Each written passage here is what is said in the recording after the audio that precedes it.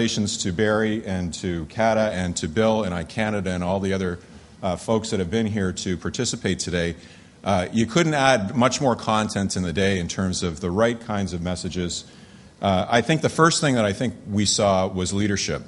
Leadership required. Leadership from certainly Peter and the ING folks, certainly the social media thing. I was taking notes, even though I'll have to tweet about it. It's probably rather than taking notes. The second is that Premier Aylward, no question New Brunswick is being led in a very comprehensive and forthright way, and that was echoed by Brad and all the mayors that stepped up and said, here's what leadership looks like, and here are some best practices of leadership that we can all take away.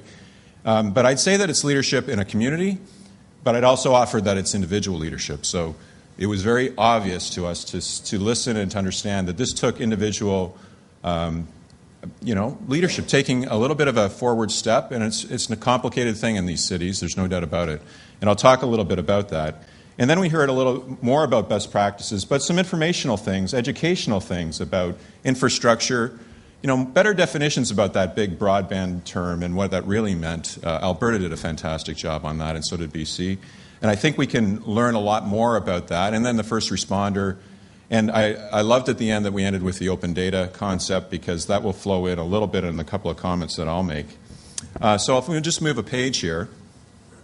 Clearly what we're all talking about, and we could all say these are pictures of places in Canada, but let's be honest, these are places around the world where this theme of a community coming together and leading, knowing one another around the community, but deciding that it is it's competitive in some way, because knowledge workers, for one, are moving around the world. Jobs are moving around the world.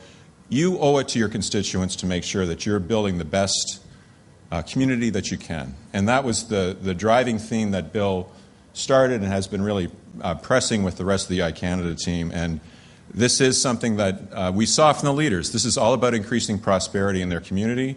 It's more or less, but nothing more or less than that.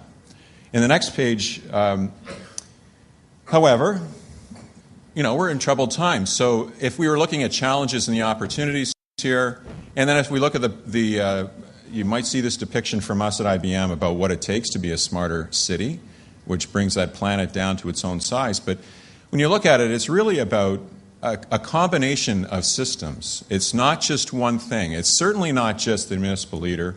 It has to do with all of the things that come around that hub, if you will, of the major areas that are involved in the cities around the world. And you have to take a comprehensive approach. You just deal with one issue, you're not going to be able to really lift all boats in that community. And so it does take quite a bit of doing, and in fact, looking against these challenges of declining tax revenue, infrastructure that's not up to date. We heard a lot about that. And the population growth, Barry just talked about that we're going to see, that urban populations, it won't be that the rural populations are draining. It's just that the growth in the populations to come are going to continue to go into urban spaces. That's where they find the services that they need, and that's where they choose to live. And it's just, there's no demographic study that we've seen that says that's going to change. It's just that we don't have any new infrastructure to add, so we've got to be smarter about how we do it. And that's the theme. So if you take it as an opportunity, you can do some things here to make a difference. I'll give you a couple of examples, and since Mark was up doing triple P projects, I'll tell you about two that Bill just talked about that I'm involved in. So one is here, we just announced a month ago that here, just in the Eastern Townships outside of Montreal, we built Microelectronics Innovation Center. This was on a competition around the world. There's really no right for us to have a large microelectronics site here in Canada, but we do. And in fact, it's not just doing old technology that's going to go away. It's in fact on leadership technology, not only for our company's technology, but for the technology in gaming devices, the technology that's going into smart systems around the world. And in order to stay in that train and move ahead on that train, we've put an innovation center together that will look at nanotechnologies 5 years from now, along with Teledyne Delsa, by the way, from Waterloo, and University of Sherbrooke. So you can see the triple P part here, and the governments have been involved with this as well.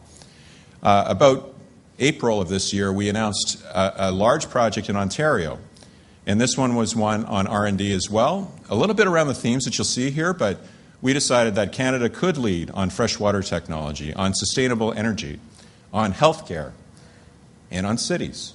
Why? Because we collaborate better than our peers around the world. I had to make the case. I know the case very well. I made it very well within the corporation to say that that needed to happen. And of course, I had to get partnerships with a couple of levels of government during their election time and after, and 7 universities, the seven of the major universities in Ontario. And I will say that very openly because we're going to open it up to the others once we're finished or completed. But we're now 10 projects deep. We have proposals for 25 new projects on all kinds of leadership things that will lead the world from here in Canada.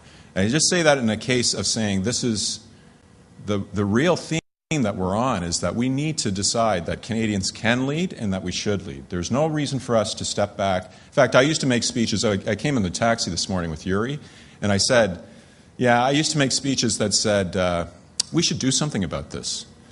And then I think Bill was the guy who coined the phrase, and I've probably quoted it many times, except when he's on stage with me, where it says, look, let's not wait for governments to do things. Let's start a parade, and everybody will follow. And I think that's the theme that really resonates, and I think that's what we're trying to do.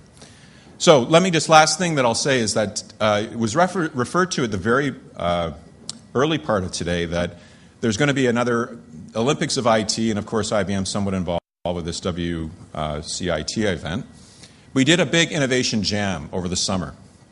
Barry and I were on the same thing, and in fact I was trying to run one of the things around a smart city question because it became a topic that people wanted to hear about. So I made sure John Longbottom was on my jam. I made sure Barry, when he came on, was on my jam. We had people from all kinds of countries, and I had to do it 3 days in a row for a good, it started to be 45 minutes, but it turned into an hour and a half because people were so animated about the topic.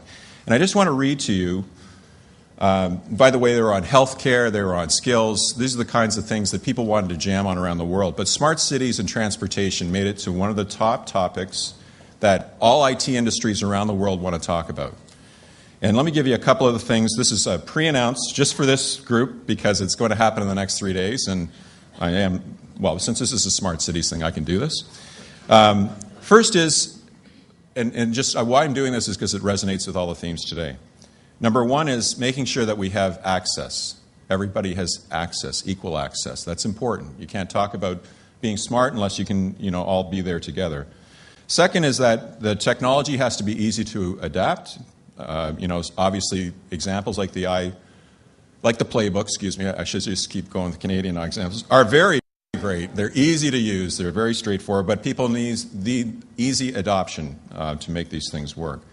Interesting, one of the things that hasn't come up today but is a big topic around urban areas is transportation and commuting. It is for me, certainly every day. And so one of the bigger topics was, people have to think of new paradigms about whether you really have to go to the office. Shouldn't we just telecommute? If you don't telecommute, are there better ways to understand the information that's out there to know, like the BlackBerry traffic app that I use all the time that tells me where the traffic is going to be in front of you? And then finally, and it's interesting that we landed on this topic of the open data and the iCatalog sources in cities, but open data is one of the most powerful areas that leverages what signifies a progressive and a smart city.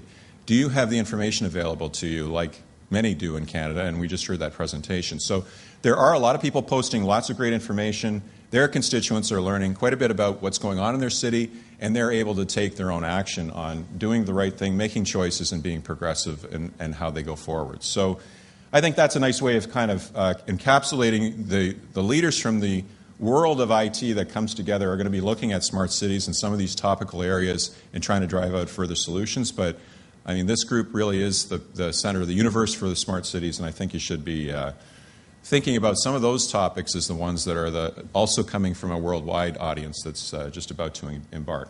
So my last slide is to say this, and in fact it was set up before we even got here today, is to say this is all about using information to make the right choices. It's not necessarily an investment in new infrastructure. It may just be taking the information that you have available to you and using it in a better way. It's certainly to look at predictive problem solving. It's not just taking looking at the old way of doing things. You're going to have to think of new ways of doing things in order to be winning in the new world. And then coordinating your resources to operate effectively. You won't get more money necessarily in a huge way. It has to be very cost effective in how we approach it. And the final point is, this is a global problem. This is a very a significant global problem that most leaders in urban areas around the world are thinking about, as we've seen in many of the people here are traveling around the world with the expertise that we have. But if we can solve some of these issues here in Canada with the leadership that we have here in this room, then we can take these lessons and take them around the world. So thank you very much for the day. It's been an excellent day, and I really appreciate being a part. Thank you.